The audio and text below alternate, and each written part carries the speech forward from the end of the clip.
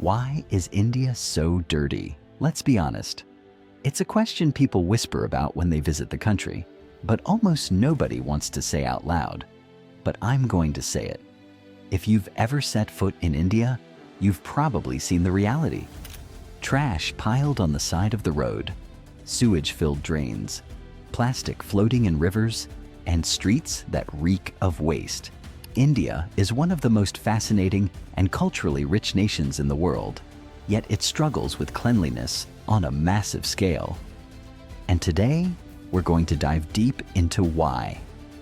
I'm not going to be politically correct. I'm not going to sugarcoat things. I'm going to give you the truth. The first and most obvious reason is overpopulation. India is bursting at the seams with over 1.4 billion people crammed into a country about 1/3 the size of the United States. That means the population density is off the charts, especially in cities. When millions of people are producing waste every single day, you need world-class infrastructure to handle it. And India simply doesn't have it. The sewage systems, the garbage collection, the landfills, they just can't keep up. Cities that were designed for maybe a few 100,000 people decades ago are now housing tens of millions. The result?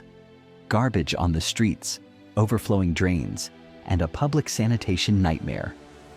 But overpopulation isn't the only reason. Poor waste management is a huge part of the problem. In many Indian cities, garbage collection is irregular, bins are scarce or always overflowing, and recycling is virtually non-existent on a large scale. Instead of proper disposal, a lot of trash ends up being dumped in rivers, burned in the open, or left in vacant lots. Burning trash fills the air with toxic smoke, which not only looks bad, but also harms people's health. And when you add in government corruption and mismanagement, the problem multiplies. Funds meant for sanitation often get lost in the system, projects get delayed, and long-term solutions are ignored in favor of short-term political gains. Then there's the cultural and behavioral side. This is where people get uncomfortable, but it has to be said, many Indians grow up without a strong sense of civic cleanliness. Tossing a plastic cup on the ground, spitting in the street, or dumping household trash on the roadside is often seen as normal, because the attitude is, someone else will clean it up. The problem is, in many cases, nobody does. When millions of people behave this way, the result is chaos. Poverty plays into this too. If you're struggling just to feed your family, worrying about whether your garbage is segregated or properly disposed of isn't going to be a top priority. Rural areas face another massive challenge: open defecation. Even though the government launched the Swachh Bharat Abhiyan, or Clean India mission, to tackle this, progress has been slow and uneven. Building toilets is one thing, but changing behavior and ensuring people actually use them is another. Education and awareness are key, and unfortunately, in many places, that's lacking. Civic sense, the idea that your actions affect your entire community, is not as deeply ingrained as it needs to be. And we can't ignore industrial and construction pollution. Factories dump untreated chemicals into rivers. Construction debris clogs drains, and regulations are either weak or poorly enforced. The irony is painful. Rivers like the Ganges, considered sacred, are among the most polluted in the world. Millions of people drink, bathe, and cook with water from these rivers, turning a sanitation crisis into a full-blown public health disaster. Now, let's be fair, there are bright spots. Some cities, Chandigarh, Indore, parts of Kerala, have made serious progress and are noticeably cleaner. These examples prove that it's possible when local governments are efficient and when citizens actively participate. But nationwide, the challenge is overwhelming. The government can pass anti-littering laws, but if they're not enforced, nothing changes.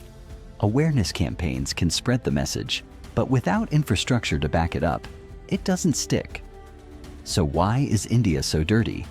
The answer is a mix of overpopulation, broken infrastructure, government mismanagement, lack of civic responsibility, poverty, and unchecked industrial pollution.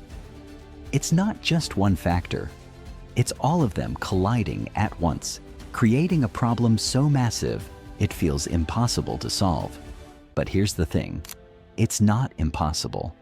If India can build a space program, if it can become a global tech hub, if it can lift millions out of poverty in just a few decades, then it absolutely has the potential to tackle its sanitation crisis. The real change won't come just from government campaigns, though. It has to come from people deciding that enough is enough, that throwing trash on the street isn't acceptable, that spitting on the road isn't acceptable, that polluting rivers isn't acceptable. So here's my challenge. The next time you ask why India is so dirty, remember that the answer isn't some mysterious curse. It's people, systems, and choices. And those can change. It's going to take time, effort, and a complete shift in mindset. But until that happens, the truth is, India will remain one of the dirtiest countries in the world. The question is, do the people and leaders of India have the will to change it? If you found this video eye-opening, don't just scroll away. Share it, comment below with your thoughts, and let's start a real conversation about solutions, not just problems. And if you want more unfiltered, no-nonsense breakdowns like this, make sure to subscribe, because we can't fix what we're too afraid to talk about.